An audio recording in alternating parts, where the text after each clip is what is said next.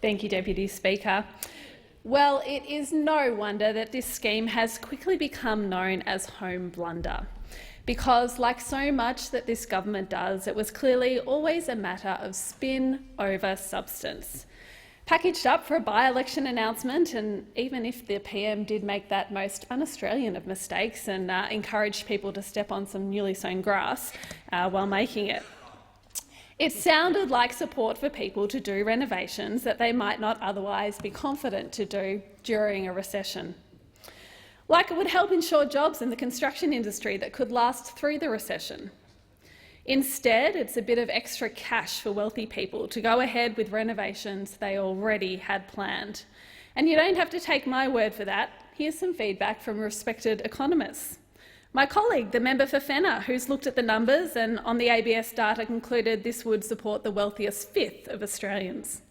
Nikki Hartley, a partner at Deloitte Access Economics, who observed, "All I can see that this is going to do is give a handout to people who probably would have gone ahead with this anyway.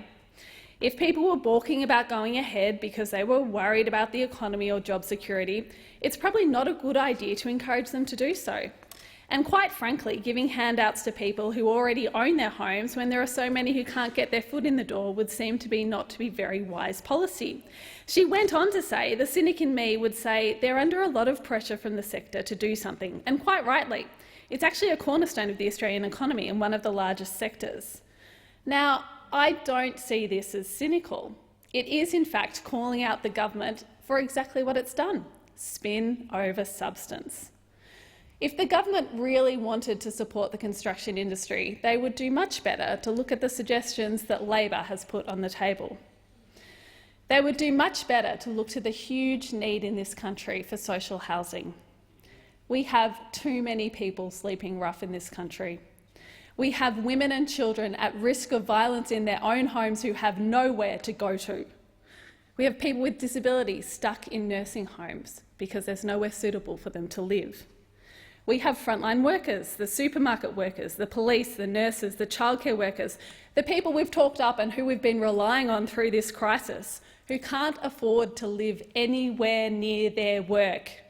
All of these people would have their lives changed dramatically if this government would step up and support them. But is that what they're interested in doing? Look, I might have missed it, but did the Assistant Treasurer talk about these people at all? Did he reference them? Did he reference the support that they needed? I heard a lot about Labor in his speech, which really goes to show where their focus is: attacking Labor, spin over substance, support for the wealthy, not for people who need it most. Look, again, you don't have to take my word for the fact that this is a dud scheme. We know that investing in social housing would genuinely provide construction jobs into the future and not rely on work that would have happened anyway. The OECD, whose report the government's made so much of this week, has called for an investment in a social housing program as part of efforts to support jobs through this recession. The PM just said there's no greater focus for his government than jobs post this crisis. Well, this isn't the scheme for that. The PM also just said that the scheme was never meant to support small renovations. He spoke about how, in fact, he'd deliberately cut out lower and middle income earners from being supported from this scheme.